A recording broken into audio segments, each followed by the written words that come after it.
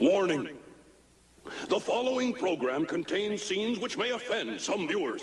Others may experience mild discomfort, nagging backache, postnasal drip, and delirium, followed by rapid heartbeat, swelling of the nose, throat, and abdomen, and loss of facial hair.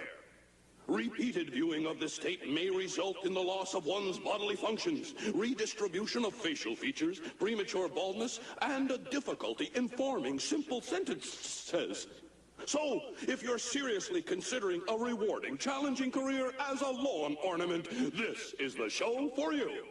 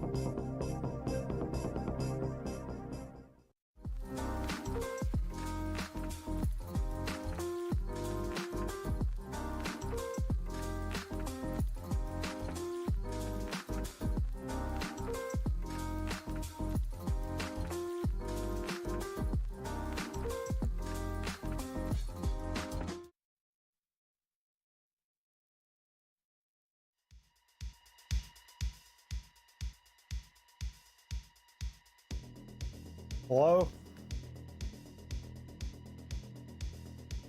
Hello? Hello? Fuck.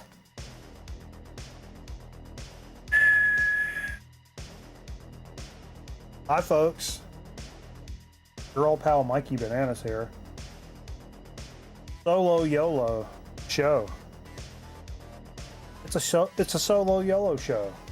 Nobody's here. Nobody's here. What's up, old radios? Skinny artists, good to see you. Folks we haven't said hello to yet. Yeah, dude. Jay's got some obligations. I hadn't heard from Fever. I'm sure he's doing some kind of drug with somebody in some field somewhere. I'm just guessing. I don't know. I'm throwing that out there. Zonkman said his knee is fucked up, so we hope Zonkman's knee gets better so he can come back and hang out with us and shit. But yeah, solo YOLO show is about as, dude, every time I've been on vacation this week, about every time I'm on vacation, that's some of the most ill-prepared shows in the history of this fucking program. You would think, hey, you got all week to do your fucking show rundown. That's not how it happens. I get really slack during the week normally, and then come sliding in at 7:45 Eastern, trying to figure out what the fuck we're doing tonight, where normally I'll spend like half a day at work doing it. Here, let's roll that back. I don't need that to be in there. But, yeah, so, I've been off this week. I'm having a whole lot of work done in my house, which none of it happened this week, which I was so appreciative of, because I'm really weird and mentally ill, and so I didn't really want to be here while people were like doing stuff to my house. Not to mention beating and banging at 7 o'clock in the morning. I had a new roof put on last week, but I was getting up and going to work and shit. The guys were getting here and getting it going.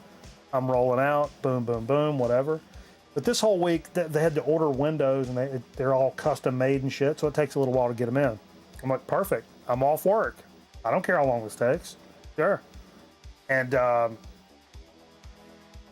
yeah, so fucking, but in the process of all this, this has been I've got a lot of vacation time, and I've not taken a bunch of it, other than when me and the kid went to the festival down in Daytona. Welcome to Rockville. And so I finally took some because I'd been super busy over the summer with the Olympics and all that jazz. And but when I took it, I mean, I got, let's see, what did I do first? I got the windshield replaced in my car. I've washed all my dishes. I cleaned out the utility room. I cleaned out a different room. Got my car inspected, and still managed to play golf 3 times. And that was kind of the plan. I was like, before I realized I had all this fucking horseshit to do, I was like, okay, I'm not going to take a trip nowhere because I don't really fucking feel like it. What I'm going to do is I'm going to sit here and I'm going to play golf at all these different places I've never played before. And even all that stuff that I did take care of, was able to get in and play up to this point 3 rounds of golf. I think that's where I'm holding it off because I'm spending a bunch of money, so I don't need to be spending a bunch of money on golf right now. But I've been doing it anyway. Anyway, so yeah, that's what I've been doing. Today, this was the kind of the splurgy day. More of a sploogey day. By the way, this is when I don't touch my hair, this is how it comes out of the fucking, this is how it comes out of the shower. I've got this like coif going on here. I guess there's a lot of gentlemen my age that wish they had a coif, but I got this coif. That's like no product, and I just kind of let it curl up on the ends. I figured, fuck it. But anyway, today was kind of the splurge day. Me and Jay went to a new a golf course neither one of us had been to. It was a 35, 40-minute drive. It was, it was a semi-private club. You had to pay a little bit of money. It was a little bit more of a higher-end deal, and I'd never really experienced that, to be honest with you. It was a good experience. I didn't shoot necessarily well today, but it was brutally hot. Humid out of the fucking wazoo. To where, like, granted, I've been on vacation and eating poorly and drinking a lot of liquor and eating a lot of adult chewables, as one does on vacation. So I get out there in this 90-something degree with the humidity. The humidity was the big deal. There's a few times I'm standing over a putt and I was like, Jay, like, I'm fucking dizzy, bro. Like, he's like, do we need to go back to... I was like, I'm honestly like, I feel like I may fucking hit the dirt. But anyway. What's up, Thump Finger? Going down a Norm Macdonald rabbit hole, lost track of time. Oh yeah. There's this moth. What do you like to drink? I mean, other than jizz.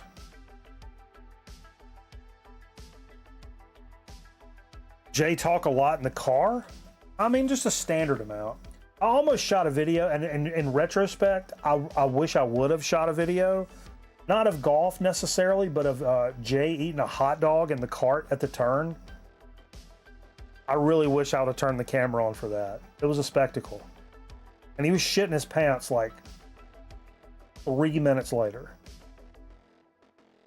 It was impressive. I don't eat when I'm doing stuff like that. Maybe that's why I was, passy-outy and shit. But anyway, we had a lot of fun there, and it was a nice experience to go to a course like that I wouldn't normally kind of go to. But I will tell you one time, at one point after Jay had the hot dog, and he was about shitting his pants anyway, he goes over to the side of the course to take a fucking piss, right? Because he'd hork slammed a Diet Coke or whatever the fuck. And he goes over to take a piss, and I yell out to him. I'm like, hey Jay. He's like, what? Like yelling over his shoulder while he's pissing. I was like, you realize you can be charged for a felony for this, right? He's like, what are you talking about? I was like, a grown man holding a little kid's penis.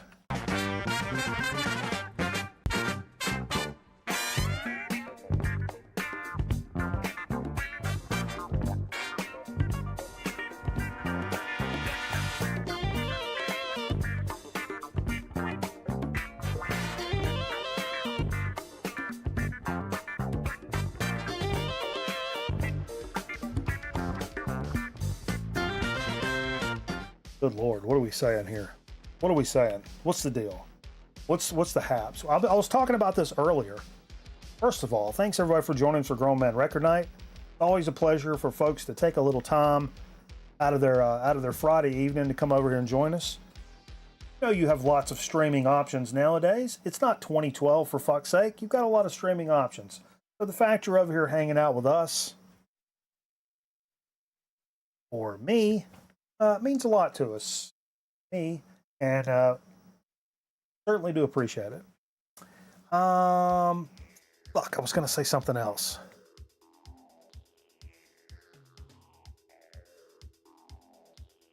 See, this is what happens. There's somebody that can remind me what I was talking about. Anyway. Oh, I know. Put Tink in the other chair. I tried to get her to... She's laying down somewhere. I'll just throw this out there before we get good and going. I threw this out in chat before. Ultimate breakfast. Let's get into it. I know this has nothing to do with music.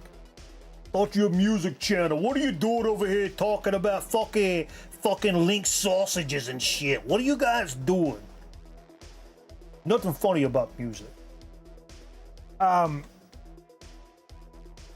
Anyway, what's your go-to breakfast? We heard from a couple of people in chat, but like you can sit down and do whatever you want. It can be bougie or it can be down home country shit, whatever you like. Something your mom made, something from a fancy hotel. Let's talk about breakfast food. And here's another problem. I may have had a little bit too much to gnaw on tonight, in addition to some other stuff. This could get interesting. I need you guys' help. Some of you have my address. If you see me walk out, I don't know, call the Coast Guard, will you? Biscuits and gravy, extra sausage patties, extra pepper. Such a Karen order. Now look, I want a club sandwich, but I want it put on Kaiser rolls that are cut the same way that clubs. Don't tell me they're round. I know they're round. I want them cut in the same triangles. It's got to be a Kaiser roll. Number 2's breakfast burrito. Okay. I mean, I tell you, man, I was talking about this the other day. These, what is my mom talking about? Oh, yeah, it's ironically enough, when I was having a roof put on my house, Corky, what are you doing, buddy? That looks suspect. Just take it easy, will you? I know, don't yell at me, bud. My mom was having a roof put on her house the same time I was having a roof put on my house. And she was talking about, I said, they come today, whatever. And my mom goes, yeah, they got here like 30 minutes earlier, like the younger Mexican cats, and they just sat in their truck. And she's like, you peeked out there. She's like, well, they're here. And she said they were out there like just dogging food. And I was like, oh yeah. Like when our pal Bo, that's what I'll shed this off. There's been some new pictures that came out of the old band back in the day. This is my favorite one. This is us in front of a gas truck and an ABC store at a Wendy's. And if you look all the way to the left, that's me lighting Bo's cigarette in front of a gas truck, which I thought was really fucking funny. But yeah, what were we talking about? Fuck. Breakfast, and then what? See? This is what happens. It had something to do with Bo. Fuck. Green chili, fried eggs, beans on toast? Really? Oh, I know. The Mexican cats. Yeah, they Bo was a drywall guy. Second guy, there's me on the far left, and then there's Bo, right? And so Bo was like, yeah, man, I went and picked up this guy that was working for me on some like sheetrock kind of job or whatever the fuck he did. And it was this Mexican guy, and he was like, he's like, hey, my wife made you a breakfast burrito. since you came and picked me up and stuff. And he was like, oh, that's cool. And so we got somewhere, and he was like, dude, it was a burrito like the size of my fucking forearm. And it had like just strips of fucking steak in it and a bunch of other stuff. But Bo's eating the shit, and he's like, is this steak? It's like 6:30 in the morning. Are we eating steak right now? Like, and they were like, oh yeah, and like homemade, fresh on. Like, wife got up super fucking early, made some incredibly dank shit just for husband to have a nice breakfast. It was crazy. But yeah. Anyway, that was because of the breakfast burrito comment. God damn, this is going to be a long show, folks.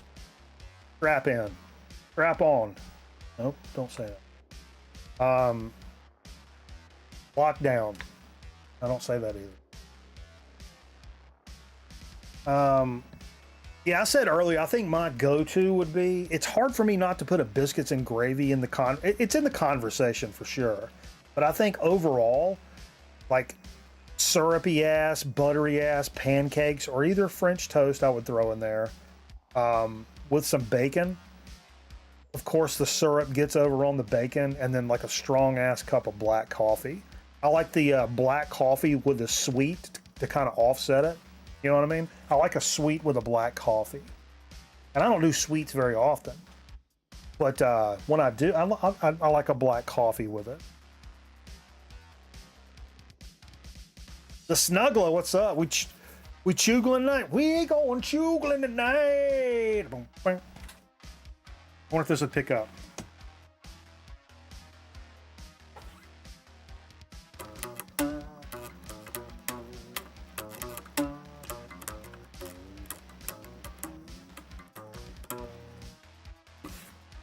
Keep on chugling, keep on chugling, on chugling. Sorry, told you this is going to be a derailer. I'm going to be derailing myself here. I don't have like graphics pulled for a couple of the things I saw come out because I've not paid much attention to like what's going on in the world of music this week. I got to be honest with you. I've kind of tuned out. I've been so busy doing other shit. I've been locked the fuck in. So I've kind of slipped. I didn't buy any records this week, but I got some cool stuff to show that I picked up. And then maybe we'll do a blind stab into the stack or whatever. Go-to donut, Shane, I'm fucking, dude. I like an old fashioned with a pinch corner, like a cake, plain cake donut, the old fashioned with a pinch corner. I also like, maple bacon. Maple bacon is the best thing I've ever had, but my go-to is an old fashioned. Also like a blueberry cake or a chocolate cake. I'm not a glaze guy, even though I'm from where Krispy Kreme is from. I work in the town where Krispy Kreme headquarters is. I don't like a regular like glazed Krispy Kreme donut. I mean, I'll eat it. It's not like it's gross or anything, but it's not like it's cottage cheese. But yeah, I like a cake kind of thing. Boston cream. I like the chocolate top cream filled kind of things and the custard filled. That's gotten to where that's a little too sweet for me, honestly.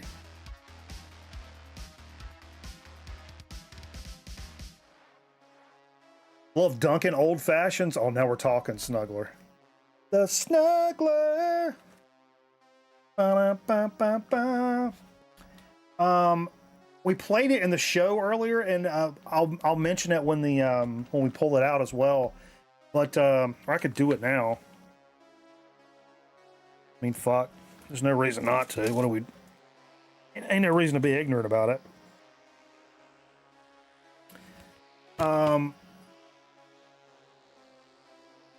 Tom Petty's Long After Dark. I bought this out several fucking years ago. Enough when it was still $5. I mean, good luck getting this record for $5 nowadays. Holy shit. Kidding me? But this is this feels like a reissue. The way that this album's done, this is pretty much an OG. It could be second press. I don't know. I'm not that guy. But it's an old press of this record, and it sounds fantastic. The inner sleeves are super thick. The record feels really thick as well, for some reason. So I don't know, but the reason I bring this up, and we played it tonight, is there's a new version of this record coming out in the fall. The 1982 record. It's set for release on October 18th. The remaster. These fucking records are falling. I'm about to flip this desk over. Getting a little pissed off. October 18th, it's coming out. Remastered LP comes with 12 bonus tracks. Let's hold that fucking phone. Including 7 not yet released. So 7 brand new songs from Tom Petty. To accompany the reissue, the Petty Legacy Archives will share a series of unearthed songs and videos from 82 to 83 in the coming weeks. That's pretty cool, man. And if it's a record that's escaped your collection for whatever reason, if you don't have a nice copy of that to listen to, this reissue coming out with the extra tracks and shit may be pretty cool. I will say there's been some contention from that. What's it called? The Petty Legacy Archives. I know his family was fussing for a good bit about who owns what and all this shit. I hate to see that. Like when an artist dies that I really, really respect, and you think the artist, maybe he was a douchebag, I don't know, but Tom Petty never seemed like a douchebag. And as soon as he died, his family started arguing over douchebaggy kind of things. And that's sad. It happens to every family. You know, when somebody dies, next thing you know, people are arguing about who the fuck gets the weed whacker in the garage and shit like that. You know, aunts and uncles are fussing about shit. It happens. It happens to regular folks as well as fucking, you know, some of the best songwriters ever. But it sucks. But the end product could be this new reissue that's got some unreleased stuff. And but you always think, like, you know, is there a reason like Tom didn't release these, and would he release these, or is his family trying to grab some loot or whatever?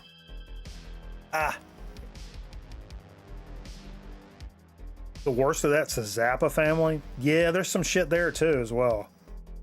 That's why I will refuse to die. And I think that's probably the answer. That, no. What was the other thing? Oh yeah, heroin. Also wanted to mention. We mentioned a couple of weeks ago how Ween had canceled their tour. They've been out doing, were they playing Chocolate and Cheese like on the tour or whatever?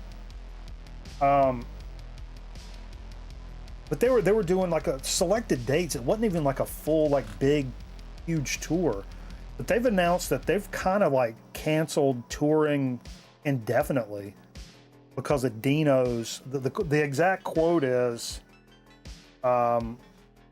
despite 3 great shows this summer, it's become clear that touring and performing is too taxing on Diener's mental health, the band wrote.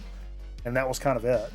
So they're kind of like done touring, at least for now. I mean, I don't know what's going on with Dino, but I hope he gets it squared away, and maybe one of these days they'll decide to release some new music or come back out on tour or whatever. But, you know, you never know what that means, and, you know.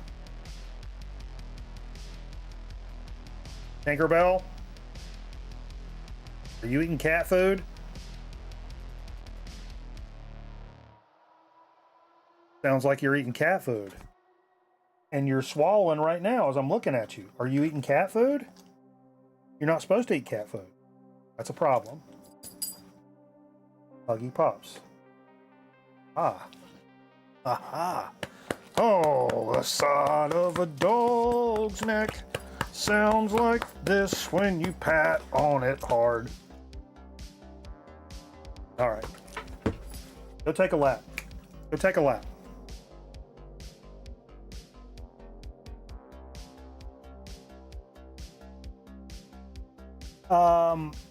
What else was I going to talk about?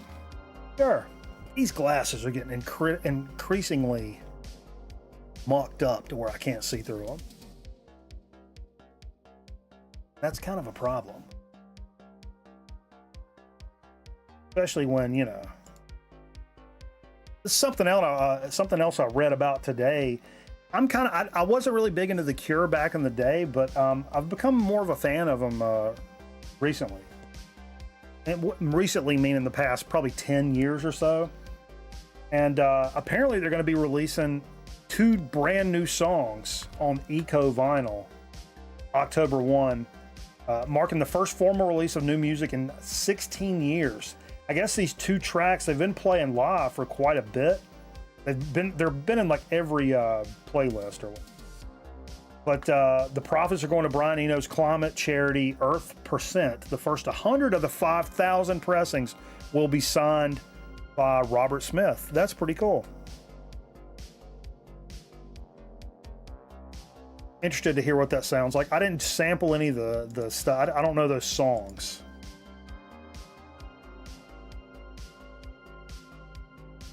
Did I skip something?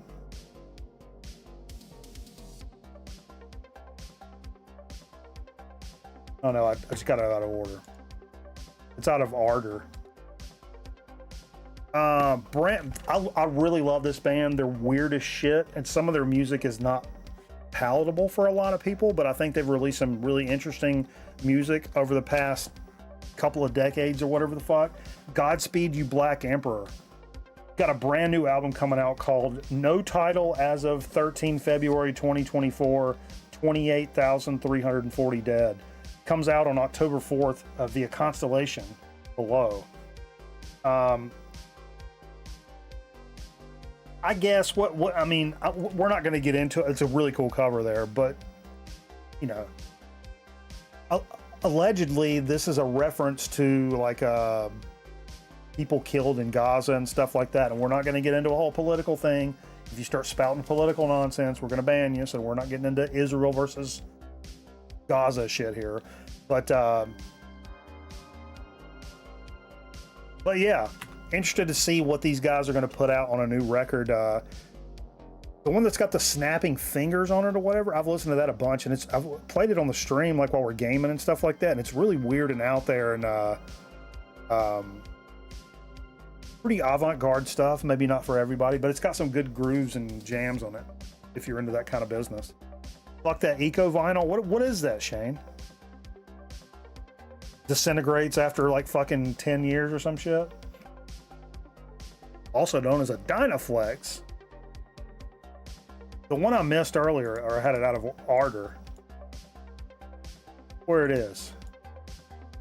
Oh yeah, check this out. This is big time business right here. The Lost Highway soundtrack is getting a release. I was so happy to see these guys were doing the reissue. Waxworks is doing the reissue of the soundtrack. Legendarily, Trent Reznor is produced by Trent Reznor and David Lynch. I don't know if this ever been reissued before. Came out in '97. If you've never seen that movie, it's out there. It's out there, man. But the score on the movie, Angelo it's Angelo something. The score is really fucking good. Plus, you got stuff by David Bowie, Trent Reznor, Nine Inch Nails, Smashing Pumpkins, Lou Reed, Marilyn Manson, and Rammstein. I had this on CD back in the day, and man, I fucking loved it. I'll tell you a story, because this is like, I don't know if I was in film school or I was about to go to film school. It's kind of one of those movies that maybe kind of sent me down that direction. Weird and avant-garde, and we used to always you guys know Nice Guy Timmy. You know, we play a lot of COD with Timmy and shit like that. Play golf with him now. So we would always watch movies. I would go over to Tim's house, and there was a bunch of us friends that all hung out and shit. So we'd sit around and play video games and S some B's and sometimes watch movies and shit like that. So I brought over Lost Highway one time, or maybe I told him to rent it or whatever. We're all sitting around getting fucked up watching Lost Highway. And if you've ever seen it, like when it ends, it just kind of ends without an end. And nobody was really following it anyway. Like, it's kind of tough to follow. And I'll never forget, it just like, and the credits start rolling. And Tim goes, "Man, what the fuck?" I'll never forget that. That's my biggest Lost Highway memory right there, is sharing that movie with people that are just like, what did you just make me fucking watch, man? But yeah, it's good stuff. Got the Resner's Quake on vinyl. Oh, nice. Hell yeah. Yeah, that shit was hilarious. So some of the stuff that came out today, I've heard a lot of people, as going back and listening, watching a lot of like punk documentaries and stuff, this band come up in a couple of different things I watched, and it's not one I'm super familiar with. Michael familiar.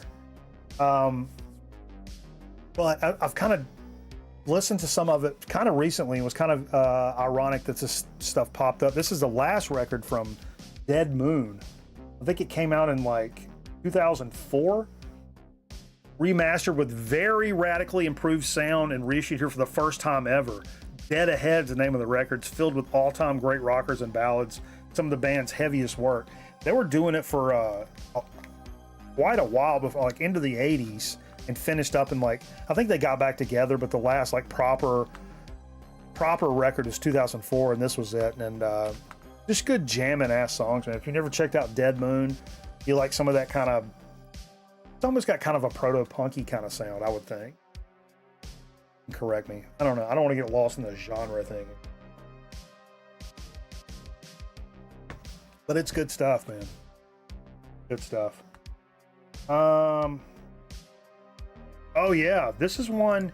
I can't remember if these guys were initially on. I want to say these guys have released stuff on Riding Easy Records. This is how I know them. Maybe not. Maybe I'm just fucking faded.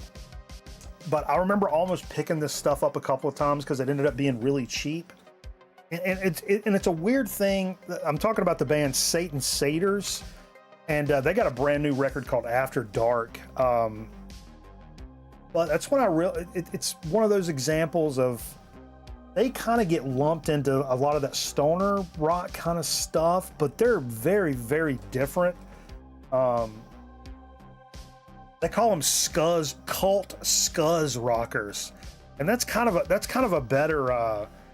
better way of explaining Satan Satyrs than stoner rock. Is scuzz rockers. It's fuzzy and sloppy, but like it's got a groove to it, and it's very heavy occult vibes and stuff like that, like a lot of those bands of that genre. Hey Zach, how are you, buddy? It's good to see you, man. But yeah, let's see what this about new studio album, having harbored a cult following for over 10 years. Electric Wizard's Just Osborne once described them as violent, filthy, ugly, and loud as it should be. Hell yeah, this comes out on TP Records, which is that's another, we talk about, I just mentioned Riding Easy. We talk about Ripple Records a lot. TP Records is another one that does like TEEP. That does a lot of good stoner doom stuff that you can pick up, psychedelic stuff. Here's something that's a little more, it doesn't really fit in any of that, but somehow is Dead Moon post-punk? You could probably say that. You could probably say post-punk. I wouldn't argue with that. I mean, they're kind of just rock and rollers. I don't know, but it's not glam. I mean, it's not like hair metal or nothing. I don't know. I'm kind of new to them, so I wouldn't really know what to tell you there. Oh, here's something, man. Wait a minute.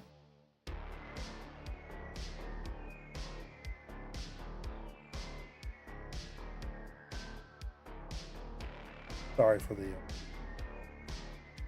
new. This is Sebadoh's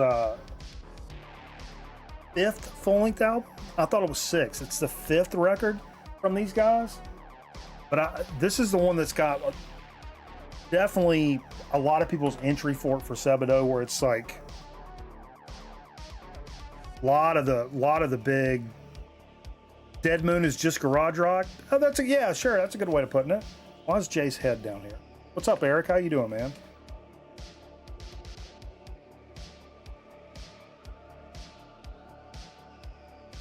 Oh, Jay's head there.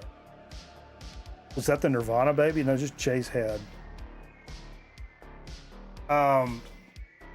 Oh, but yeah, that Sebado, man. What's the deal here? 30th anniversary is what this is. Limited color vinyl edition.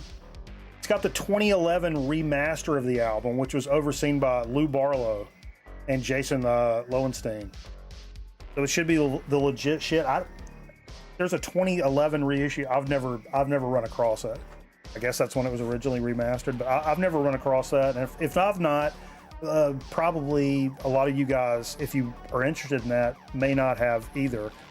So there's going to be a nice reissue, a 30th anniversary coming out soon. Or today. Not soon, today. Trying, folks. Doing my best. Aaron Griffin mentioned this in chat earlier, a brand new record, and I fucking love this cover. Cover's fantastic. If I wasn't already a fan of this gentleman, the cover would have drawn me in lickety split. New record from Tycho. I love Tycho. Scott Hansen is the guy behind Tycho, and found him, God, probably 10 or 12 years ago at this point. Guy from San Fran, and it really, because I was a huge fan of Boards of Canada, to me at the time it was very similar to that. Had a lot of kind of warbling synthesizers that gave. He even has a song called PBS, and that's what I always said about Boards of Canada. It sounds like PBS interludes back in the like 80s, like the stuff between the shows, the little promos. To me, that's what Boards of Canada always reminded me of. That kind of synth tone that they had. Scott Hansen from Tycho was really good at kind of using that same kind of stuff. But the last couple of albums he's put out, at least, have been less synth heavy and much more like instrument based stuff. And that stuff was really good, and I enjoyed those records. But this one here is a hearkening back to that initial, the stuff that really drew me in to Tycho. And jammed a couple of tracks today, and I'm like, oh shit, this is some old school Tycho goodness right here. This is some old school goodness right here. And my favorite track from them ever, probably Dictaphone's Lament or PBS. Probably Dictaphone's Lament is my favorite track. That's off one of their first records, his first record. He's also a graphic designer, and he designs graphics under the name ISO 50.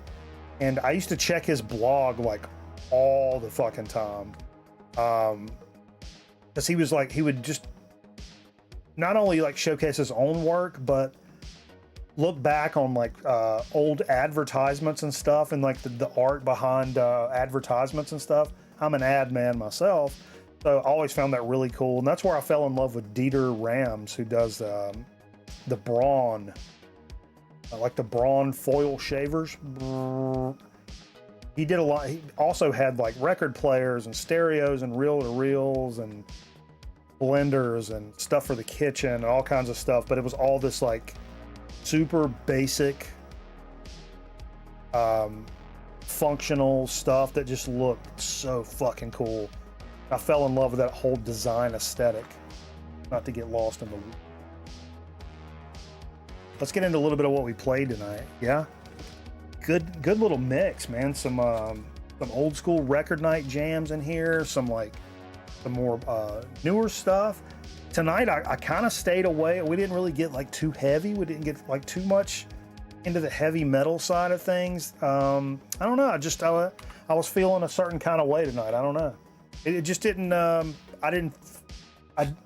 The thought of reaching for a Slayer record didn't occur to me tonight. You know what I mean? It was just one of those nights. It was a little different. As our recent new thing we're doing, making sure we start the program with a jazz record. And I mean, can you get much better than this? Eric Dolphy's Out to Lunch. Jeepers Creepers. Courtesy of old Shane Rocky. I believe old Shane's bitch in. This is the Blue Note Classic series reissues, which is, I mean, for bang for the buck. And that's my favorite.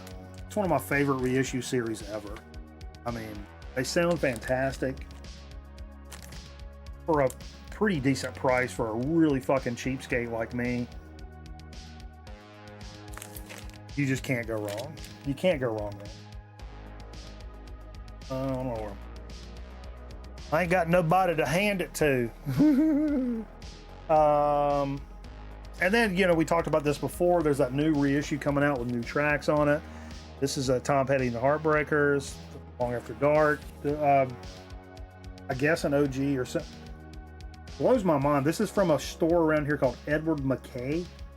Lord Bingus, thank you for becoming a friend of the program. Appreciate you, homie. Thank you so much. But just sign of the times. This is one of the most overpriced stores in our area. They maybe got some bullshit prices on stuff. But this back in the day was $5 for some reason. No clue. Hey, Sky Animal, did you go to ECU? No, my stepdaughter went there. If you can't really see, it says ECU underneath it. It says dad, so I'm an ECU dad. But yeah, thanks for stopping by, man. Yeah, we're in the Piedmont Triad region, North Carolina. Greensboro, High Point, Winston-Salem area. Where all the good shit goes down. Where all the potted people be. This was a gift from our pal Metal Theologian. One of the times he dropped by the program, because he knew I would like this these tunes, but also if you think about the Wilbert Longmire record with the fried eggs on the cover, and then you got the Dennis Coffee with the coffee cup and the cigarettes, and then you got that T-Bone Walker record with the big gatefold with the steak on it. So it's like, we used to say with the steak and eggs and coffee and cigarettes. He pulled this one in because it's kind of that same vibe. I think these are peaches.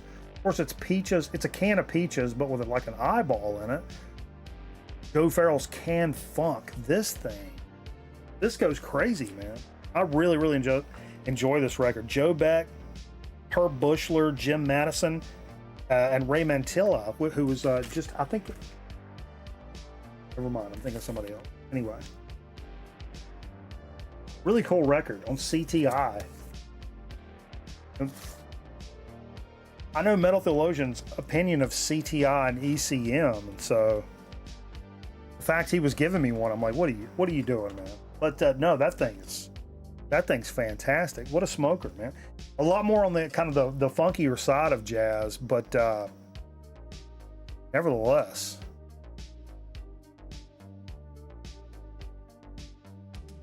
Our pal Nebulous Prowler cashed in some banana bucks, which you can do just by watching the program. You earn banana bucks, which you can cash in to choose what LP we play next. I think it's a great system, mostly because I came up with it. Honestly, I didn't. I kind of stole it from Lim, our pal, who was doing a similar thing. There are about a dozen smokers on CTI. Yeah, that's fair. That's fair. The first Danzig record. He said this was an anniversary tonight. I can't remember what year, how many years he said. He said play something from the first Danzig record. And if you leave it up to me, I'm going to play that first side because it's got Twist of Cain on it, which is my favorite Danzig. Had to do that. This is a unofficial repress, which we've said before. And somebody else told me this same story, like when I was in a store. They were like, we're talking about stuff that comes out that's like unofficial or whatever, and he's like, you know where those Danzig bootlegs come from, right? And I was like, Glenn Danzig? And he was like, yep.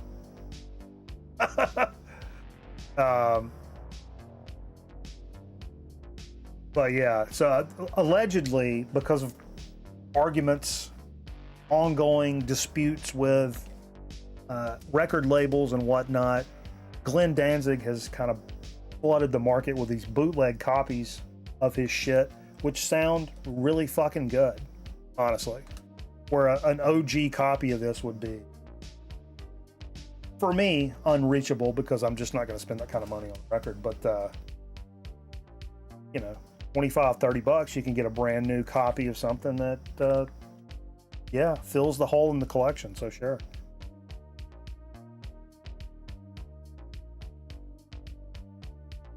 Shove it. Corky, do you know my record's over, bud? Come on, Corky, you're better than that, buddy.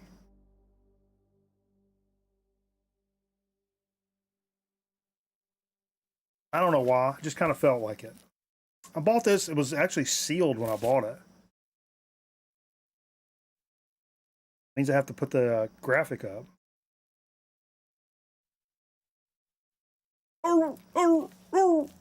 Sealed when I bought it. Popped the seal on this motherfucker. It's Hank live. I was like, you know what? I kind of want to hear a little Hank Williams Jr., a little Bo Cephas action. Nothing says Friday night, pick him up and put him down like a little Bo Cephas. Then as I'm jamming through this, I was like, what about this live record? I think I've only played this maybe once, maybe twice on the program ever after I popped that fucking seal. And we listened to side one on this, which had, get my new readers on. Like a little intro. My name is Bo Cephas, working for MCA. I really like girls. Sure. If you don't like Hank Williams, which is a banging ass song, Sweet Home Alabama, a couple of covers, Sweet Home Alabama and LaGrange. And their cover of LaGrange was pretty fucking good, man. Gotta say, sorry. But they did a good little LaGrange. A lot of like, they kind of left. God damn it, fucking fart shitter. Look at that picture. Woo. That's a man that knows how to party right there. Gotta love that shit. Gotta love that shit. Fucking Bo Cephas. When I was a kid, man, especially like a younger man, 11, 12 years old, and I hung out with some of my cousins that were older. We used to wade the creek together and shit like that, some old country shit. We'd wade in the creek and camp out and all that shit. And I was always the youngest kid. All them older kids, they were all like super duper into fucking Hank Williams Jr. I'm like, they're dipping Copenhagen around a campfire. We got Hank Williams Jr. on a boombox. We got some trot lines run out down there in the creek trying to get us a catfish overnight. It was good times. But I grew up like Hank Williams Jr. was the cool guy shit around me. 100%. 100%. For whatever reason, I thought about pulling this out tonight. It just, I don't know, it just kind of got stuck in my craw. Electric Warrior from fucking T-Rex. And man,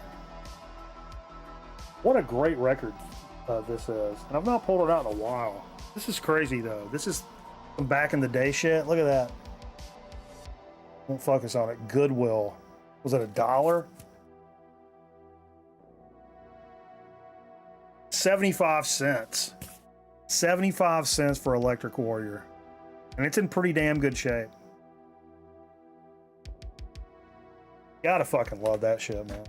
You gotta love that. Holy shit. Are you ready for some football?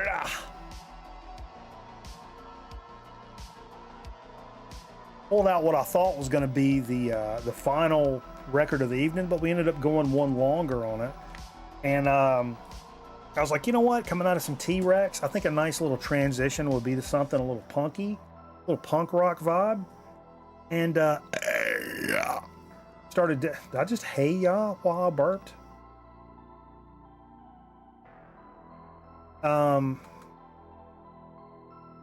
Missed those 75-cent Goodwill. Yeah, me too, man. The amount of stuff, you as well, I'm sure. The amount of stuff I pulled, God, the amount of Blue Note and Impulse stuff I pulled. There was one day I came out with a stack from this, and I've told this story before, but it was obviously, they were well taken care of. They had nice like poly inner sleeves. They were sleeved on the back of the record. And it was a jazz collection about like that big. And 75 cents in Goodwill. And I realized like, I literally, like after I paid for it, I like moonwalked out of the store like backwards, like woo! I was wooing as I moonwalked out of the fucking store. And I got in I was working in the news business. I got into the live truck and I'm going through the records and whatever. Then it really hits me like, I bought a Dead Guys like jazz collection. And I was like, man, that's it's got a certain like, Porky just pushed these records down again. It's got a certain karmic element to it, you know? It's a Dead Guys records, and I saved them. That's cool that I'm picking up somebody else's collection that passed on, but I'm saving them. They didn't go to some schmuck that's going to sell them on the internet for whatever. They didn't go to some family that said, I don't know what to do with this mess, and just took them to Goodwill. That's what happened. But like, I saved them from going into a dumpster or like, you know, being exploited or whatever. They went to another collector. That you made another collector's day. So it had a certain karmic element to it. Anyway, I wanted to hear something punky. So this is Hurskudoo, a Night Longhorn. I think this was a record store day thing. That got left behind at one of my local spots, and this dude, like if he orders too much, a few months in, I'll tell you right now, the clientele up there are not very punk oriented. They're much more like kind of 80s metal or hard rock or classic rock oriented folks, or even metal. But I wouldn't say that'd be a punk store. Like people that go in there are not really looking for punk records. And me personally, when I go up there, like I just scored that Butthole Surfers up there, but they're not going to have a huge wall of punk stuff. Not a lot of turnover in punk records or whatever. So when I saw this record store day thing, puts it on clearance is what he does. If it doesn't sell, puts it on clearance. This is from 2023. So it would have been from last year's record store day. But I got this on huge fucking clearance. Incredible stuff. Love Hurskudoo. But I'd never heard a live record from them before. It was really cool to pick that up. Remember one day I filled up one of their grocery carts with 75 centers? Oh my God, yeah. That's awesome. Never forget the day I got an early copy of Raw Power for $1. Yeah. Those are the stories, man, that really, really fucking stick with you. 100%. 100%. And then finally, this was kind of the low-key banger of the night. I realized we were a little bit short on time, and so I went over and put another record on. It just kind of jumped out at me. You talking about an early record? I guarantee you this album was played on the very first Grown Men record night ever in 2012. Guarantee you. Also another Goodwill score. This was also a 75-cent record. I don't think it was Goodwill. It was either a yard sale or like a Salvation Army, because it's got a little circle sticker on the front for 75 cents. Into the Gap by the Thompson Twins. And seems to be just a corny, guilty pleasure kind of thing until I start listening to it. And I'm like, it's kind of like the Mr. record. I just fucking love it. I don't know what else to tell you. I just love this record. And, it's got the, papers peeled off and shit, but it's in pretty good shape. And I'll go out on a limb here. This was the highest fidelity to me. It jumped off of the turntable at me, the way this record sounds. And I don't know what pressing, I'm not that guy. I don't know, it's a Winchester of you. Winchester. I don't know. I have no clue. All I know is this is a beat up old record I got for cheap, and for whatever reason sounds way better than most records in my collection. I don't know. Doctor, that first track. Oh man, what a banger! And then of course the Hold Me Now. I mean, that's, man. Me and Tank were slow dancing, but we can't talk about that. This is when the hot breakfast talk started. Yeah, see what happens? See what happens, Larry? 100%. I should pull up some fucking marbles. That's what I need to do. See if I can manage to do that. It's a dynamic situation. Sure, play it, launching it. All right. Maybe we do a shot. Does anybody want to do a shot? Everybody's too scared to do a shot. I understand. I understand. It's a grown man's game. Some of you guys are just not ready for it. Totally understand.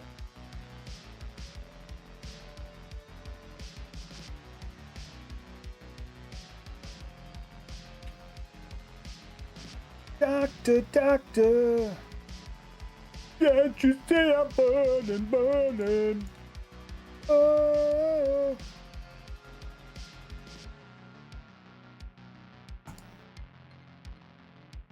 Oh. So I got a track ready to roll here for marbles.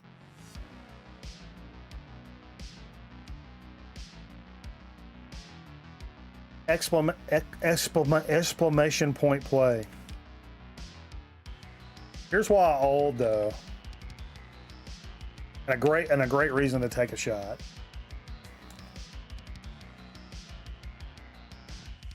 Look who owns the track record up in the top corner.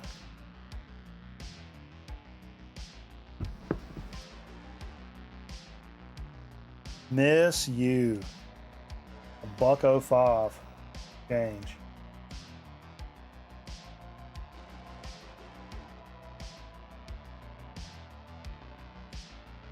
Been a little bit, man. Hope Miss You's doing all right.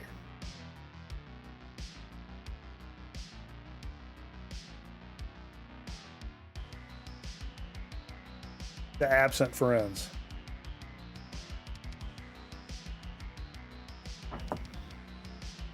You guys do that, I'm gonna grab a brewski real quick. I gotta come up with some nonsense, for so to speak. You guys may have to give me a couple of minutes to fucking do.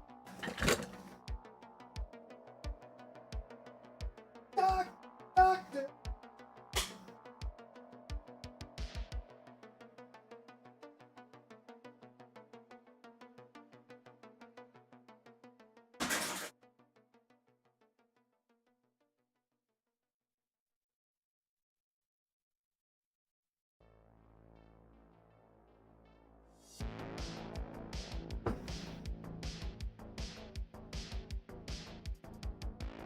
Oh man, I grabbed the wrong damn glasses over there. All right, let's run this bit. I'm about to run these pockets. All right.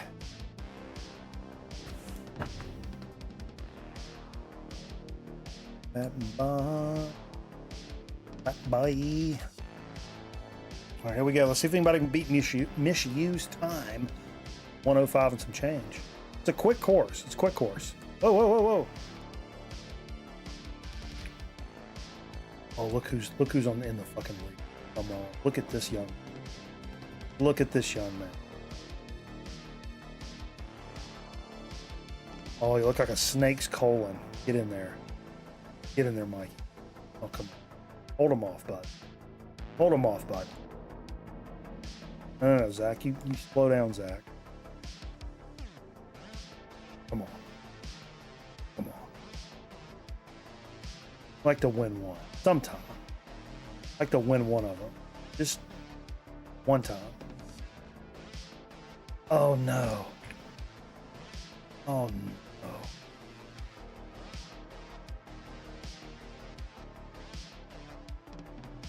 Maybe somebody gets held up here. Oh no, Zach's off the board. Skinny Artist off the board. Record night. Oh! Oh! What do we have here? Come on. One time. One time from your mind. Watch out. Right through it. No. No. What the fuck happened? Oh no. People keep like warping back. Oh no, Raw Power is trying to make a move here.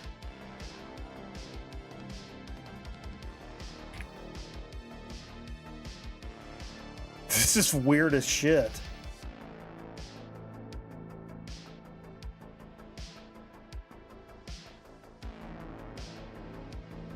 Oh no, Skinny Artist. Aaron Griffin, what are you doing up here?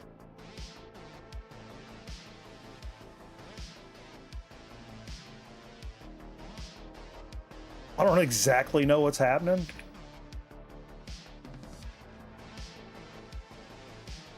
I'm off the board. I'm dead.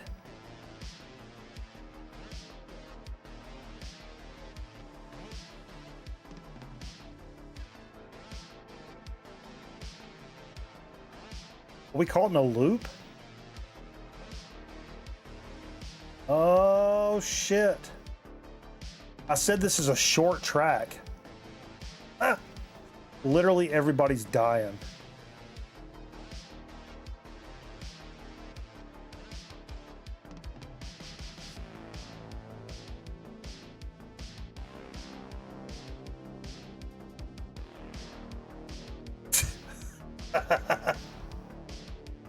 What the fuck? Winner 0. What? I think did we glitch out?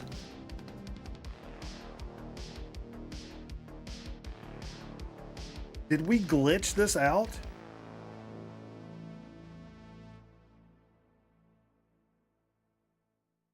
DNF. Everybody got a DNF. What the fuck? Literally everybody got a DNF. I don't know. I got to get my stuff for Dig of the Week. I'll be right back. What the fuck? We might have to run another one. Let's do Dig of the Week. We'll run it. You guys remind me. We'll do Dig of the Week and then we'll do another one. Yeah. That's fucking absurd. That's absurd. I got some random business for Dig of the Week.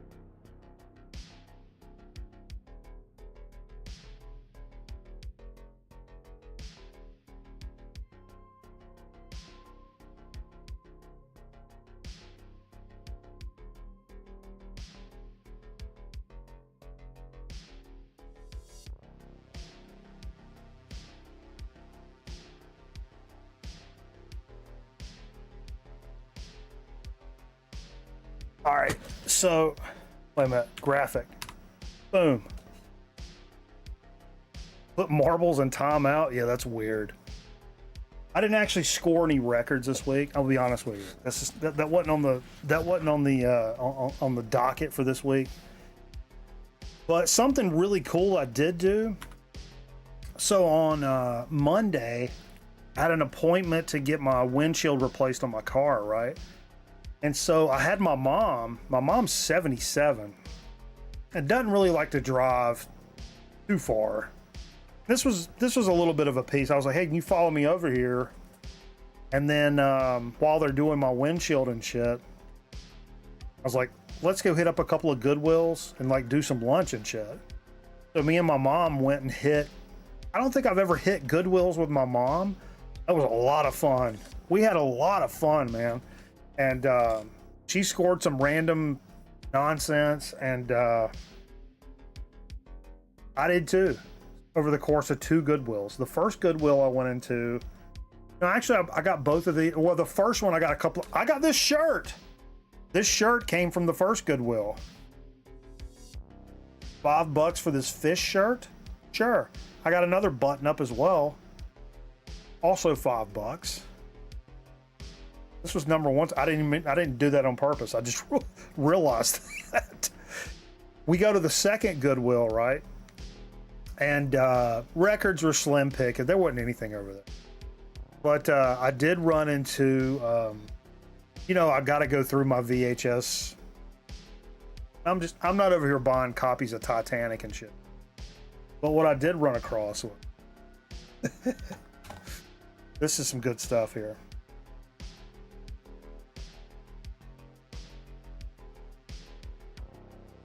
Straight Talk.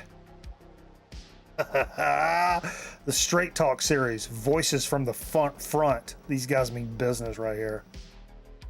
It says alcohol and other drugs, and it's Goodwill for $1. Yeah, I'm probably picking that up. Straight Talk features the frank testimonials.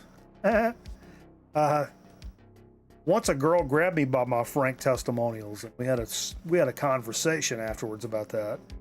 19 teens with significant chemical dependency issues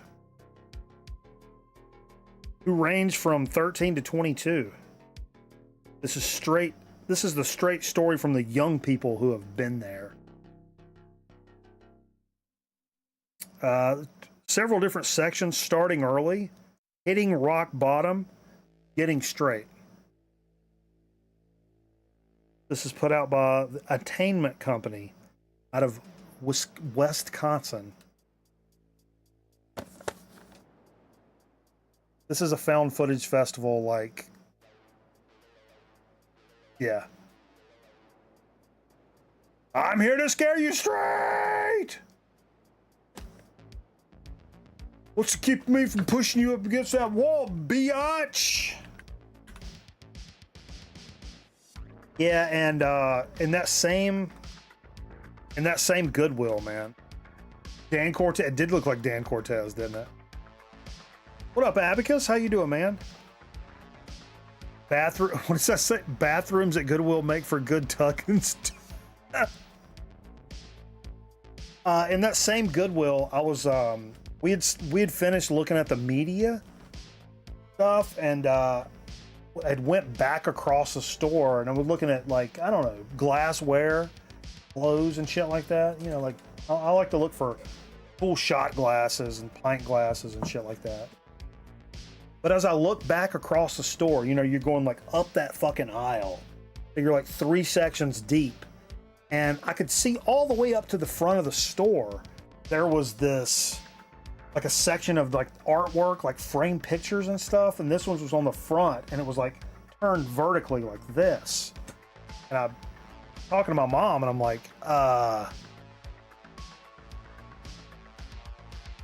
what is that? And I just marched straight across the aisle all the way over to this, picked it up, and it was $10 friggin' dollars. Look at this.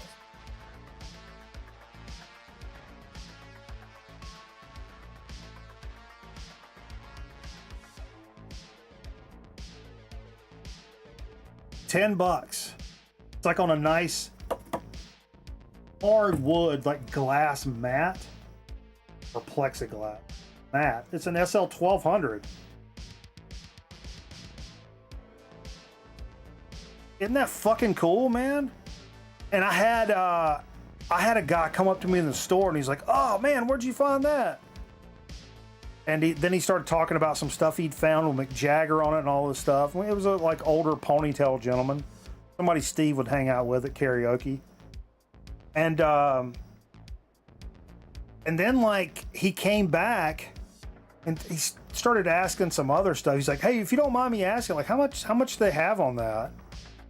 And I was like, "Oh, it was like $9.99." And he was like, oh man, yeah, you know, he's just kind of. And then we got ready to go pay, and I saw him standing up there, and I'm like, "Oh, this motherfucker's gonna." And I was like, I told my mom, I was like, let's bullshit around, and look at some books for a few minutes. And so we bullshitted around, and finally this guy walks over there, and he's like, "Hey, so how much do you want for it, man?" And I was like, "I don't know, man. I think I'm just gonna put it in my fucking living room. I've already got my heart set on it or whatever." But he trying to buy it from me in the store, so I could have made $1 if I wanted to. But instead, I bought this big fucking monstrosity that now I got to hang up somewhere. Nice. That's cool as fuck though for $10. It's like it's not like a it's not like a framed poster. It's got this nice like this is like separated, like the frame from this plexiglass mat is like separated and shit. It's really well done. Really well done. But yeah, man, I thought that was pretty cool. Goodwill snipe attack. Yeah, I don't know. And I get it. I mean, I ain't got beef with the guy. I mean, I get it. But also, I was like, I don't want to talk to this guy. I want to enjoy my Goodwill finds and walk out. I mean, I enjoyed chopping it up with him for a minute, but then when I realized he was trying to like, hey, how much do you want for it? I'm like, I don't know, man. And if I said $20, number one, I don't need $10 more that bad. Not to be, I don't need $10 that bad. And I don't know. If I start like, well, I'm gonna charge him double what I found it for. Now I kind of feel like an asshole too. So like, I don't want to do either one of those.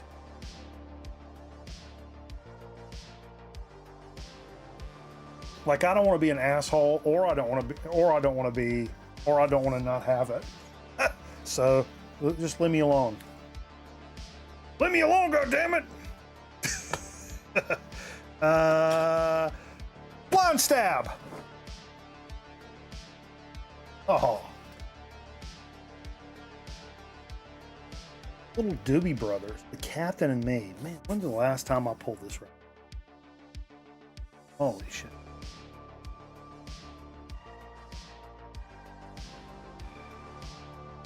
I mean, you find this everywhere. 73. What's the big songs on that?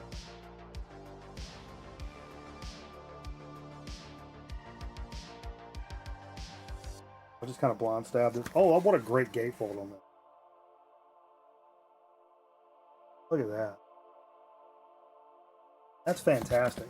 I've had this forever. Probably something free. Honestly. Oh, I got copies of it. Blind stab. Something else I picked up. Somebody look this up.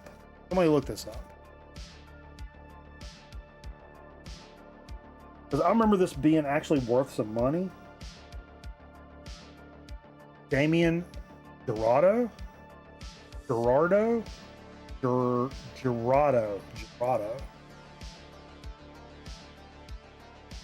Don't secretly Canadian.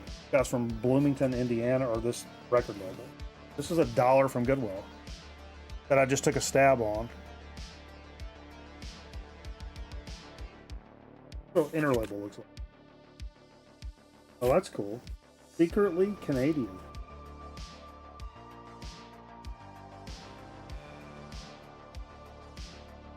Somebody tell me something about this. Don't make me have to look it up.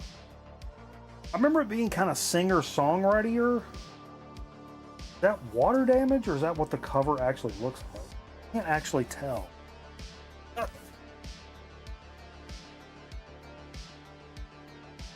Pretty cool. We should. I don't know how cool. Should I do one more?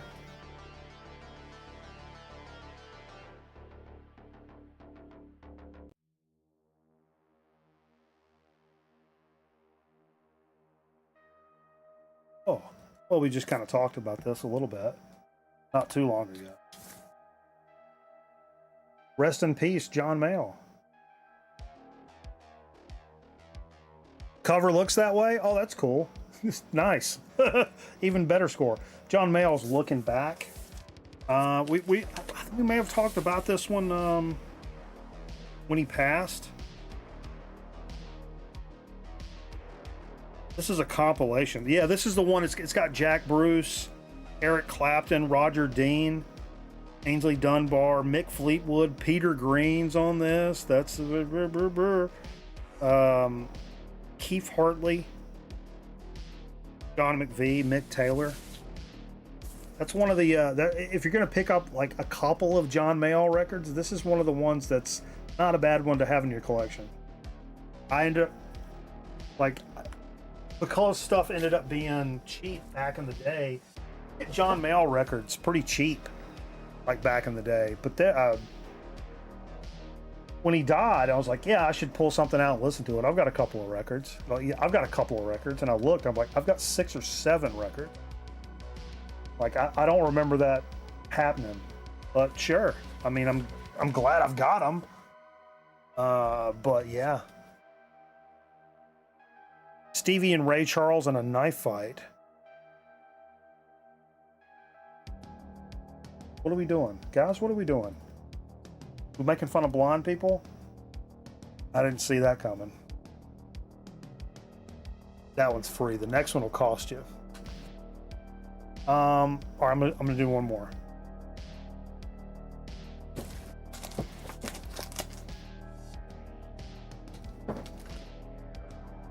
All right, this is different.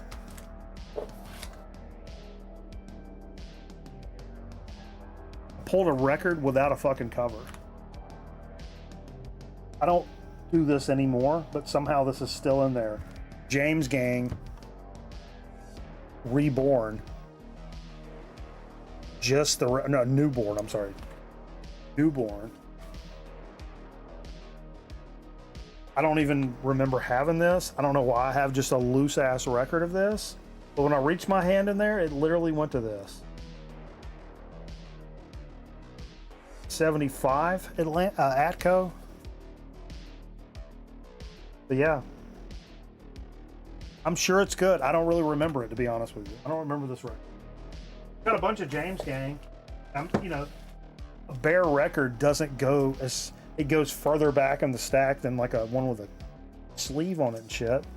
So that record's probably not been touched in 10 years. True story. That's probably not been touched in 10 years. Much like, well, we've already made one J peanut joke in one night. I'm not gonna drudge myself down to do a second J dick joke. That J's tiny toddler dick has not been touched in years. What were we doing? Oh, I know, the other marbles thing. Sure. Get out of that. Boom. Get out of that. Get off it. Get off it. Race results. Random track. Here we go. Here we go. Light him up, folks.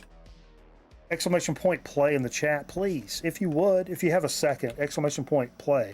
And also, it's a fantastic time to remind you, not only if you're over on Twitch and you have a Amazon Prime subscription, you can link that account, give us a free subscription. It helps out the channel, don't cost you nothing.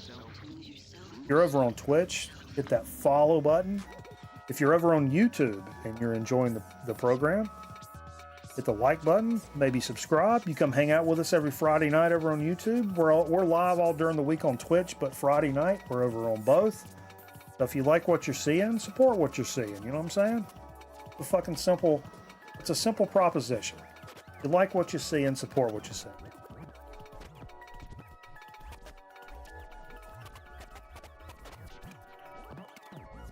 But most importantly, let's get into this fucking Reginald Denny.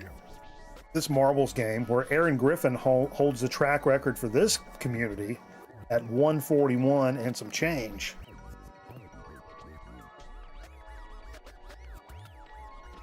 So, we'll see. Give it a couple of minutes. So to speak, may take me a minute. Letting you guys know. I didn't load any new. We have to watch the same commercials.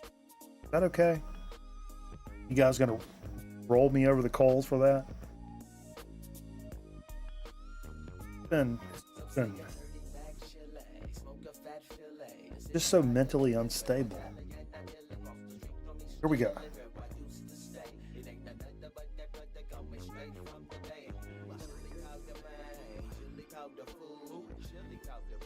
Another little Plinko board expedition with Merv out to an early lead. Oh, Record Night's been in that fucking gym this week. I know it's been a week off, but Record Night's been near the top of the pack all night long. These racers are one in the fucking weight room.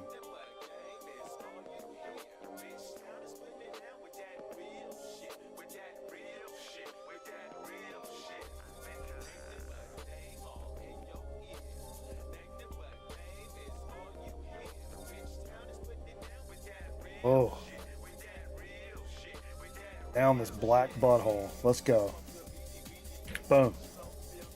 Aaron Griffin with the most flattering pick on Twitch. Oh no, Mikey, come on, brother. You're better than that.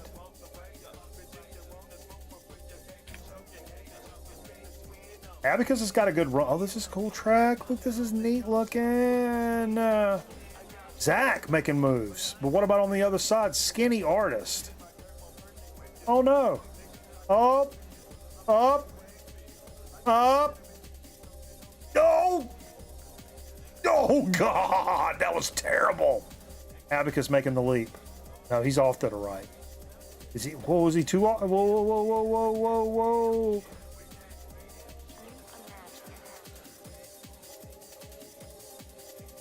Next.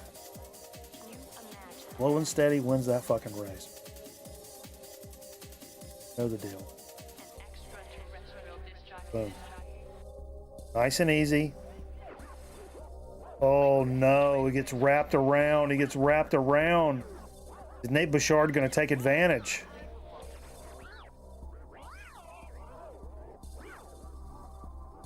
Nate Bouchard taking advantage of a teenage runaway. Sorry.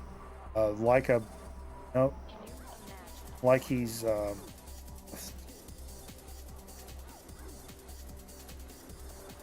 limps to the finish line, but nevertheless, a W is a W.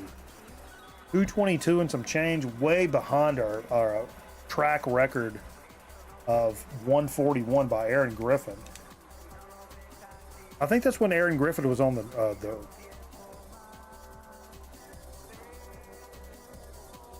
I can't believe he's making us do it twice in one night. Oh wait, whoop-de-woos, dramatic. I can read chats from here. This is weird. Thanks for everybody that played. It was fun. Fun. We're having fun. We're having fun. Yeah, it was a cool track. Somebody's revving up a race car. I should probably go get my assault rifle. No. No, no, no. Nope. No, no, no. Nope. No. No. No, no, no, no. No, no, no. All right. Let's take a quick break. I'm gonna have to man the commercials. I may have to put on a longer form video to give me an opportunity to concoct what I'm going to do for So to Speak. So after the commercial break is over, I may have to pop up a longer form video for just a minute or two. That's all I'm saying. Thanks everybody for hanging out. We'll be right back with more Grown Man Record Night. So to Speak and Chip Chat coming up right after this quick commercial message. And while we're talking about commercial messages, before we get too deep in those fucking weeds, let me just tell you, if you're thinking about doing something with your vehicle, maybe you want a new car. Maybe you want to trade in your current car and get a great deal on a new vehicle. Maybe you want this operation to operate like it's a vending machine. Let me tell you about our fine folks over at Carvana. Now, over at Carvana, you can browse their incredible selection on their website. You can buy a car trade in your car or just straight up sell your current car without buying anything. You can get all the details that you need to do this over at Carvana.com. So visit Carvana.com today and check out all the details, and you can be in your next new ride by this time next week. We'll be right back.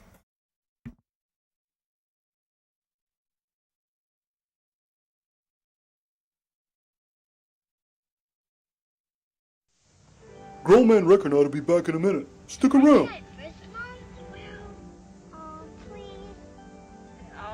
A new generation of affordable cellular phones at an incredible price breakthrough from Radio Shack.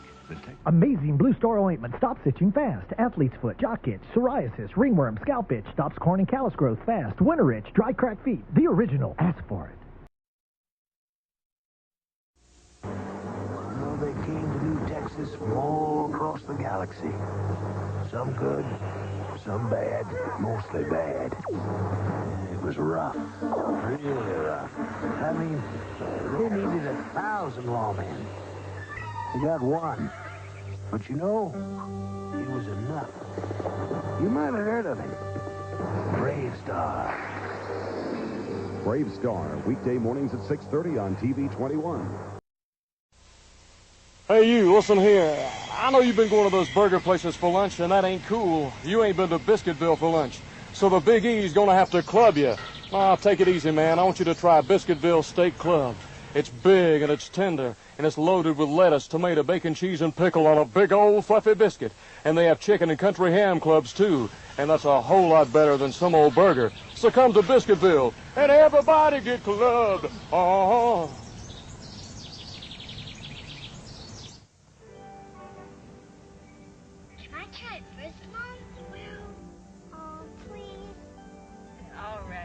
Generation of affordable cellular phones at an incredible price breakthrough from Radio Shack, the technology store.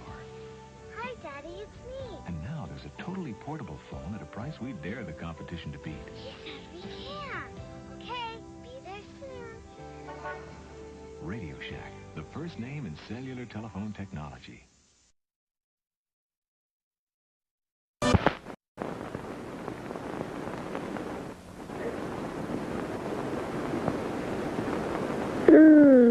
Nesta.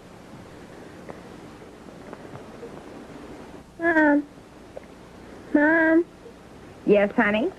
You know when we were talking yesterday? Yes, we were. You know about periods? Yes, what about periods? Do you have periods? Yes. All women have periods. Tell me what happens. Blood from inside of my body comes outside from an opening between my legs. Do you have a question, Jill? Yes, I want to know if Susie has periods. Susie? Yes, Mom? Jill wants to know something. What do you want, Jill? Susie, do you have periods? Do I have periods? Jill, all women have periods about every 4 weeks for 3 or 4 days. When I'm on my period, blood from inside of my body comes outside from an opening between my legs. Well, Susie, what about my teacher? Does Miss Jones have periods? Yes, Jill, your teacher, Mrs. Jones, does have periods. All women have periods about every 4 weeks for 3 or 4 days. Hi, girls. Hi, Dad. What have you girls been talking about? About periods, Daddy. Dad, can I ask you something? Sure, honey. What is it? Does Aunt Carol have periods? Yes, Jill. All women have periods about every 4 weeks. But, Dad, men don't have periods, do they? That's right, honey. Men do not. Only women. Blood from inside a woman's body comes outside from an opening between her legs about every 4 weeks. But the blood, won't it get on my clothes? No, it won't, because you use a sanitary pad. A sanitary pad? Yes, a sanitary pad. Susie, what's a sanitary pad? Come on, Jill, I'll show you. I'm having my period now. Let's go into the bathroom.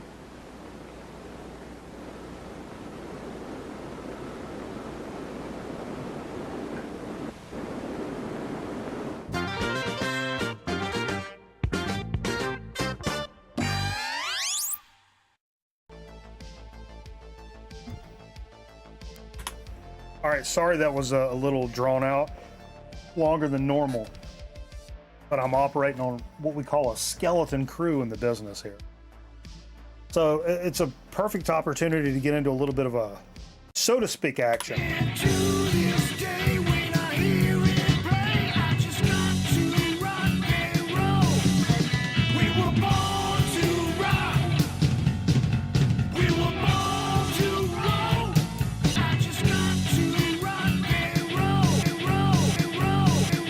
So to speak.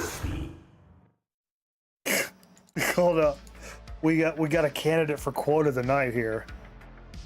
Some women have to put cocktail sauce between their legs to be able to have their periods. Oh man, that is fan-fucking-tastic. So, secret time. If we want to get into secret time, so Fever had given me a soda, for so to speak, before I left on vacation. It was a newfangled can of Sprite, and I couldn't remember if it was the same one that we did with Zonkman. But I was counting on it. Knew nobody else was coming over. It was storming like hell over here, so I didn't actually go to the grocery store today or anything.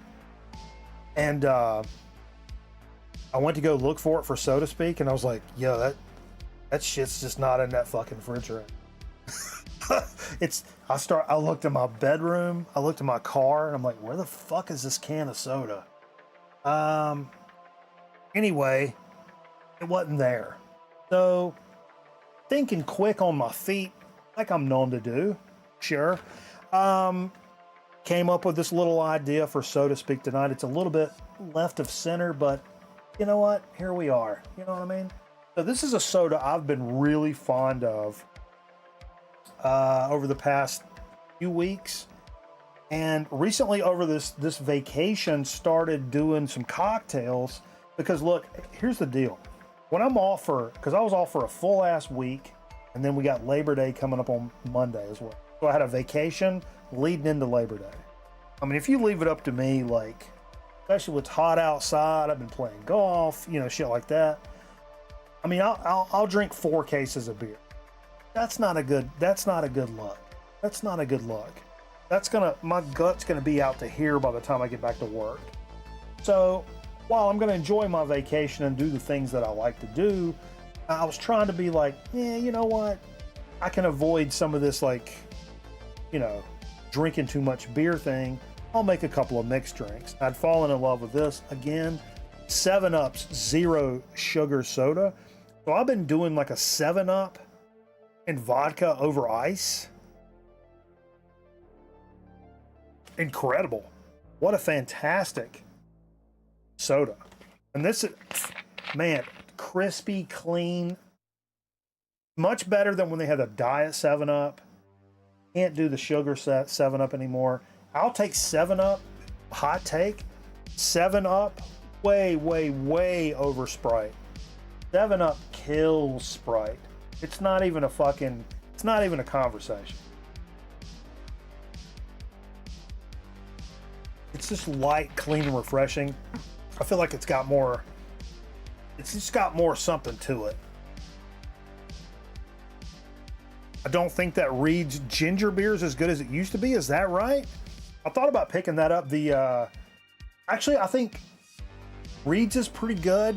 Barrett's, if you find the Barrett's zero sugar, it's like white. The color is like, it's a clear bottle. It looks like fucking jizz. It's fantastic. That's my favorite ginger beer, is Barrett's zero sugar. But anyway, I love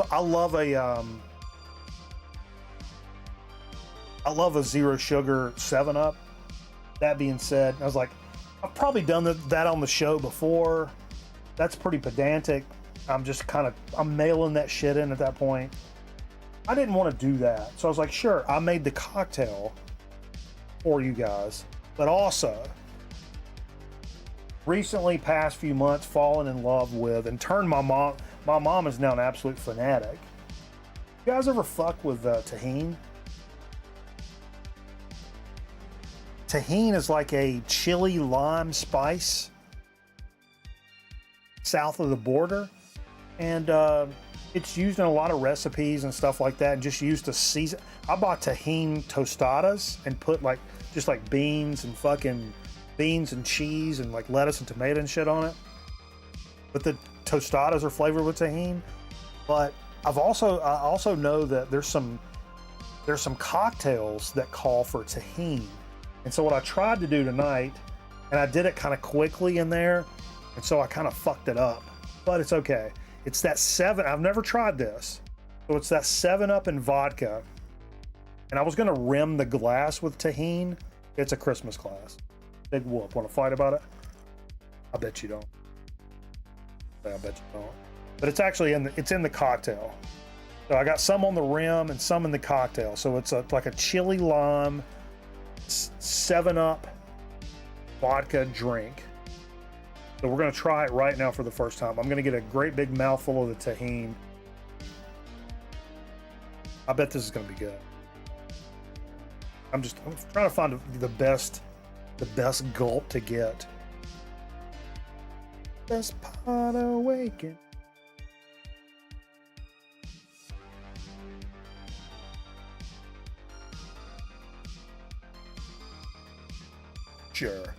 Sure you would.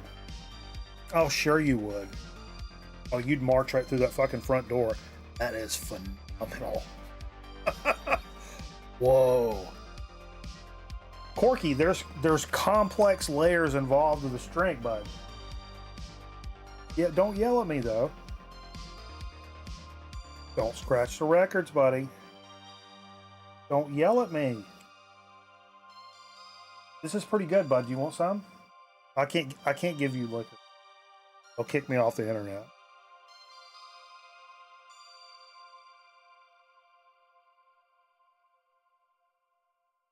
Wow. That is fantastic. And if I would have properly rimmed that glass, I know, Corky, relax, buddy. If I would have properly rimmed that before I made the drink, so like a margarita, instead of the salt, you get the tahini on there. Wow, that's fantastic, man. All right, give me just a moment. Again, I'm by myself here. I'm gonna load up an OBS, and I'm gonna load up a chip for a chip chat. So give me a moment. And put on a graphic. What graphic should I put up? I'll put the fin graphic. Give me just a moment. Give me a minute. Not even a minute. 4 seconds. 5 seconds. You just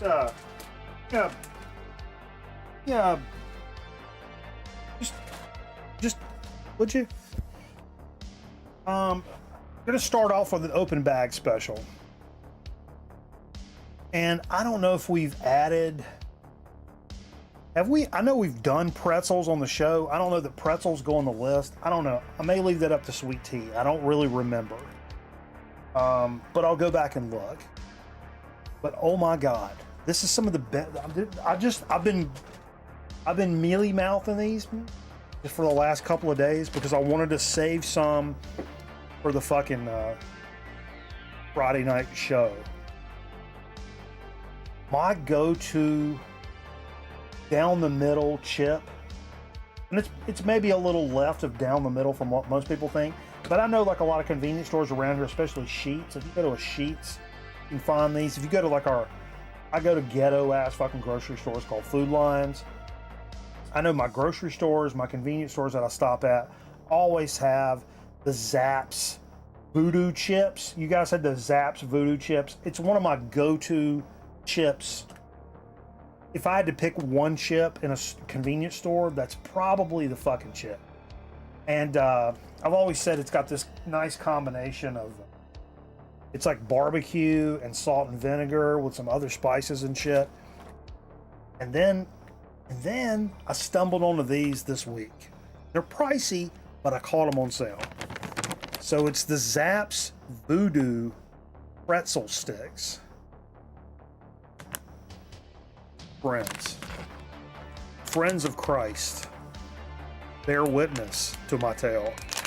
Let me just tell you, they're these little sticks. Oh, I accidentally hit the button. They're these little, they're little sticks about that big. Not long sticks at all, but they are super. Porky, get out of there, bud. They're super duper heavily coated in that voodoo seasoning goodness. I'm not even really a pretzel guy.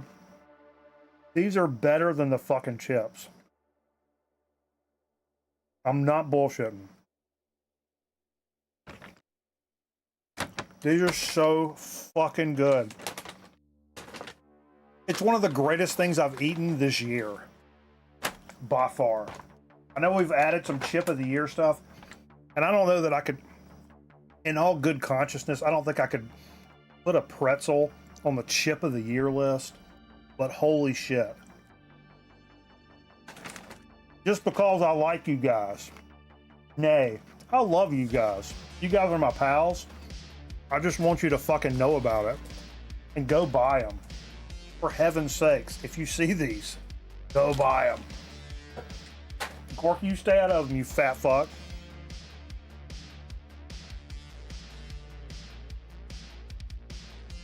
A little tahini on some cantaloupe. Oh yeah. A bangarang Rufio.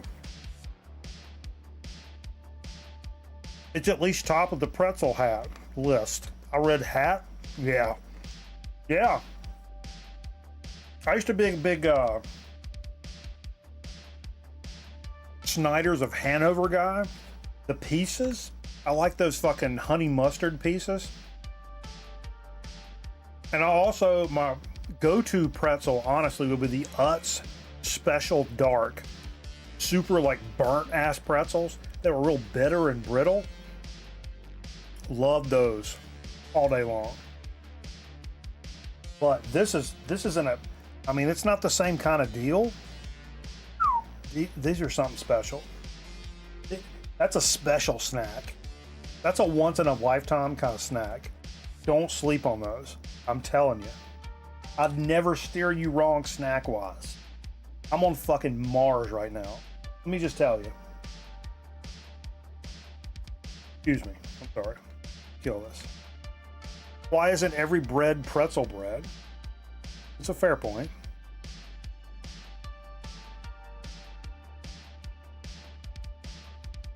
Fuck, I should have killed it. No. We'll kill this drink a little bit. Finally. I've been waiting. You know what?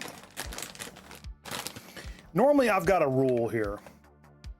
To where if there's a, especially if somebody brings a chip, say Fever brings a chip to the program, even if Fever's not here a whole lot anymore. Look at that belly, buddy. That's absurd. Oh, he's embarrassed about it.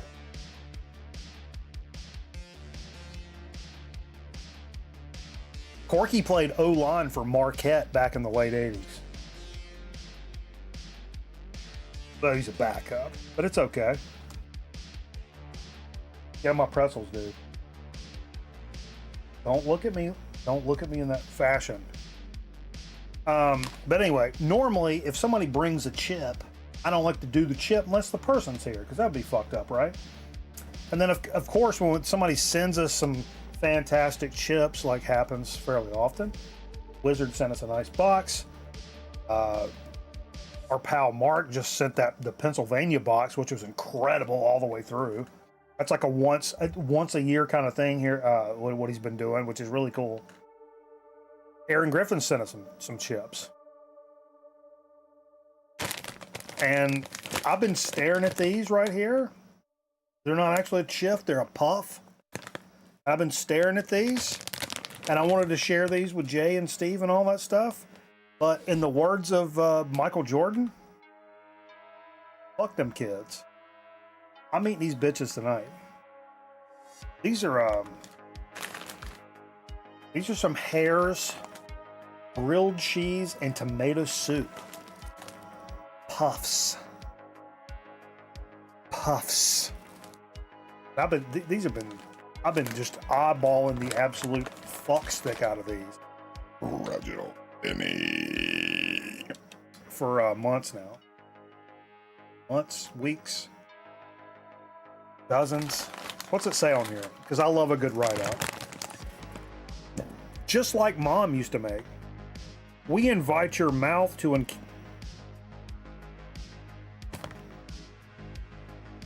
Let me just read you guys this first sentence here.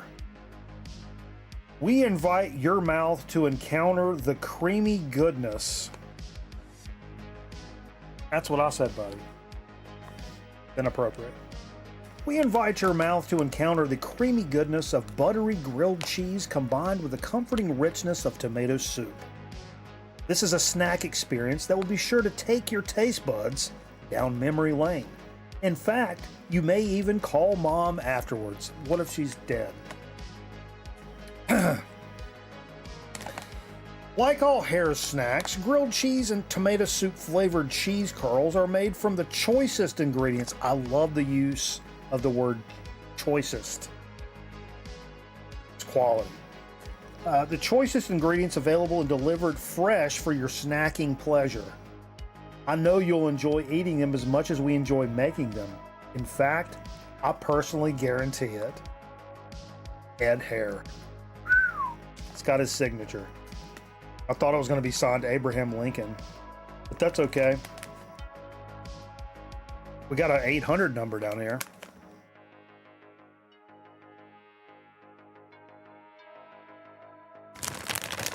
I actually had, my dad died in January, and so I'm eating a lot of his food. That sounds really bad, but no, I've got like 6 or 7 cans of Progresso's tomato basil in there, which I enjoy, but I would never buy for myself probably. And I had a can of that earlier this week. Speaking of tomato soup, I sprinkled a little cheese in there, a little multi-grain cracker. It was and I was watching Deadliest Catch. That's a good soup program. Good hot soup program. Deadliest Catch. They don't want motherless bastards eating their children. Fair. It's a fair point. Let's give them a shot. No, I love a fucking puff. Really bright on the tomato.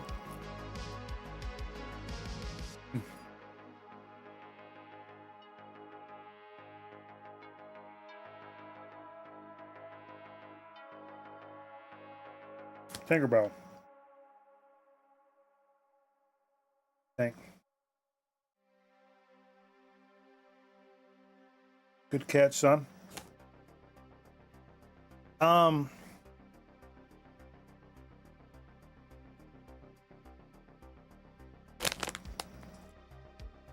don't think they're as good as I thought they were going to be.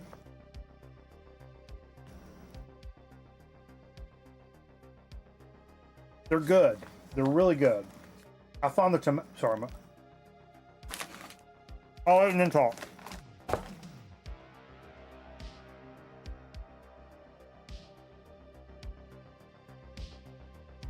I found the tomato to be, it's a little too much tomato. It tastes like when my mom would stew tomatoes when I was a kid. So it's not like tomato sauce for like spaghetti. Not to fucking gabagool.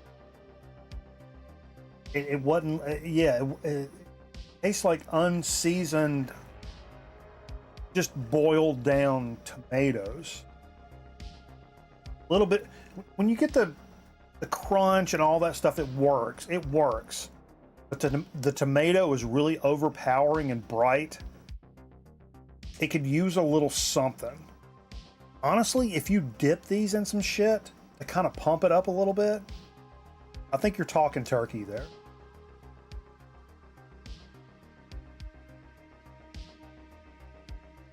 But there's better puffs, I think. For these weird flavors, I think there's better flavors. as much as I've been staring at this forever, it's just got a little bit too much of a tomato thing. And I'm not a big tomato guy, but tomato I do like is well seasoned and like kind of masked, I guess. And this isn't masked enough for my flavor, I guess is what I'm saying. Like my mom would can tomatoes, and that's what she did. She would boil like stew tomatoes or whatever in the pot, and then can them in the fucking ball jars and shit. I remember tasting that then, and it just tasting like just cooked tomatoes, and that's kind of what this tastes like. Anyway, tried those corn-based biodegradable packing peanuts. Sure, I mean, I'd give it a chance. They're cheese puffs. Yeah, I mean, over the years, I've included. So we've kind of had a couple of redheaded stepchildren to the chip tonight. We've had the pretzels. We've had some puffs, which are technically both not chips. Which, although we don't normally do pretzels, I remember we did do a pretzel shootout one time. We do include puffs because it's more of a snack segment, but with a little discretion for things to be left out or included. But yeah, all these Hers puffs have been really good. This is no exception. It's just not my favorite. That's a proper way of saying that, I think. We should, we'll go back over to Twitch and talk about life, liberty, and the pursuit of dorkiness. For at least a couple of minutes. See who comes over. Thanks, everybody, for hanging out with us. The Vin Scully,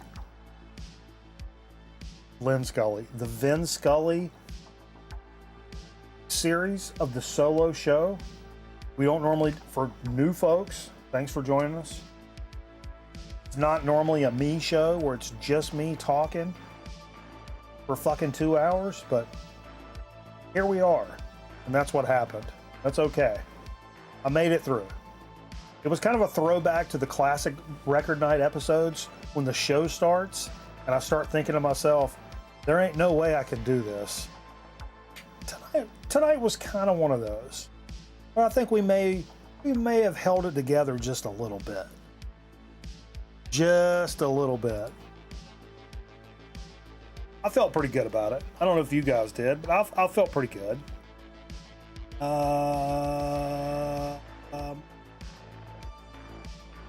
Sure. So thanks for joining us. Hit the like button, hit the subscribe, so you know when we go live next time, and we'd love to hang out with you again. And yeah, we'll catch you Sunday night on the Shelvin Show over on Twitch. But if not, come over to twitch.tv/Grown Man Record Night. Right now, we're going to play a couple of record albums, like live. We're listening to music over on Twitch. That's where we listen to these record albums. So come over there. If you don't, I'll come get you.